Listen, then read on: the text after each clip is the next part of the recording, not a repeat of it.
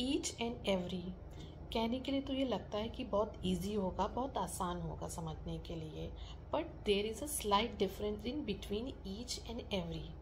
Each और every में एक बहुत छोटा सा और एक बहुत स्लाइट सा डिफरेंस होता है जिसको हम बहुत आसानी से समझ सकते हैं। कहने के लिए तो हम कह देते हैं कि अरे ईच तो हम हर एक के लिए यूज़ करते हैं और एवरी हम सब के लिए यूज़ करते हैं। तो प्रॉब्लम तो वहाँ आती है जब हम ईच और एवरी का सेंटेंस में यूज़ करते हैं। For example, each seat was broken. अब हमको समझ में नहीं आएगा कि यहाँ पे ईच यूज़ करें या एवरी यूज़ करें, बिकॉज एक एक सीट टूटी थी कि सारी सीट्स टूटी थी। तो आज हम इस वीडियो में ईच और एवरी का बहुत स्लाइट सा जो डिफरेंस है, बस उसको थोड़ा सा समझना पड़ेगा, उस डिफरेंस को जानेंगे। So hello guys, how are you? I hope you are doing great. So अगर आपने मेरे चैनल को सब्सक्राइब ना किया हो तो सबसे पहले आप मेरे चैनल को सब्सक्राइब कर दीजिए। Let's get started. तो सबसे पहले ईच को समझते हैं। ईच हम वहाँ यूज़ करते हैं जहाँ पे एक लोग की बात कर रहे हो, दो लोग की बात कर रहे हो, या फिर दो से ज़्यादा लोगों की बात कर रहे हो। Yes, each means individual. हम वहाँ पे यूज़ करते हैं एक लोगों की बात करें या दो लोगों या दो से ज़्यादा लोगों की बात करते हैं। Now let's take every. अब एवरी को समझते हैं। एवरी हम वहाँ यूज़ करते हैं जहाँ पे तीन लोग हों या तीन से ज़्यादा लोग हों, वहाँ पे हम एवरी यूज़ करते हैं। Every is used for a plural group और ए कलेक्टिव ग्रुप। तो एवरी हम वहाँ यूज़ करते हैं जहाँ पे तीन या तीन से ज़्यादा लोग होते हैं, और ईच हम वहाँ यूज़ करते हैं जहाँ एक लोग हों, दो लोग हों, या फिर दो से ज़्यादा लोग हों। आई होप इतना आप लोगों को क्लियर हो गया होगा। सो फॉर एग्जाम्पल, ईच का एग्जाम्पल लेते हैं। सबसे पहले एग्जाम्पल से समझने की कोशिश करते हैं। एक क्लास है, वहाँ पे सिर्फ दो बच्चे बैठे हैं, ठीक है। यहाँ पे हम दो सेंटेंस बनाएंगे, एक ईच से बनाएंगे और एक एवरी से बनाएंगे।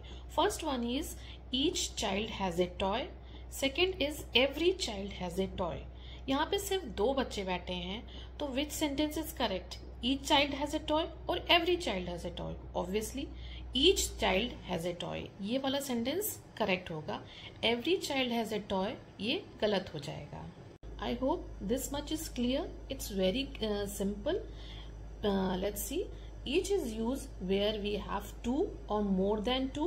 Every we use where we have three or more than three. Now let's do some exercises. First one is he had a tattoo on every hand. अब यहाँ पे each आएगा या every आएगा? he मतलब obviously we are talking about human being.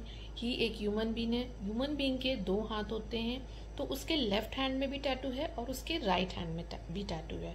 That mean उसके each hand में, दोनों अलग अलग हैंड में टैटू है। दैट मीन्स यहाँ पे ईच आना ठीक रहेगा। He had a tattoo on each hand. Second example लेते हैं। Aryan is wearing a different shirt every time. तो यहाँ पे एवरी सही रहेगा या ईच सही रहेगा? We are talking about Aryan. Aryan हर रोज, दैट मीन्स एक दिन पे दूसरी शर्ट पहनता है, दूसरे दिन पे दूसरी शर्ट पहनता है, तीसरे दिन पे वो तीसरी डिफरेंट शर्ट पहनता है। दैट मीन्स इंडिविजुअली हर एक एक दिन पे वो अलग अलग शर्ट पहनता है। तो यहाँ पे ईच आएगा, ऑब्वियसली एवरी नहीं आएगा। थर्ड एग्जाम्पल लेते हैं। Priya put a ring on each finger. Each आया है, दैट मीन्स एवरी नहीं आएगा। प्रिया ने अपनी सारी उंगलियों में रिंग पहनी है। That means we all have 10 fingers. अपनी उसने सारी 10 फिंगर्स में या 5 फिंगर्स में या 4 फिंगर्स में रिंग पहनी हुई है। दैट मीन्स ईच भी आ सकता है और एवरी भी आ सकता है, क्योंकि उसने दो से ज़्यादा फिंगर में भी पहनी होगी या फिर तीन से ज़्यादा फिंगर में भी पहनी होगी। तो ईच भी सही होगा और एवरी भी सही होगा। Each singer is singing a different song, यानी कि यहाँ पे अलग अलग सिंगर्स हैं और अलग अलग गाना गा रहे हैं। मतलब एक सिंगर दूसरा गाना गा रहा है, दूसरा सिंगर दूसरा गाना गा रहा है, तीसरा सिंगर तीसरा गाना, अलग अलग डिफरेंट सॉन्ग गा रहे हैं। दैट मीन्स एक एक इंडिविजुअल की बात हो रही है, तो यहाँ पे ईच आना ठीक होगा। I hope this much is clear to all of you. So if you like the video, please like, share and subscribe my channel.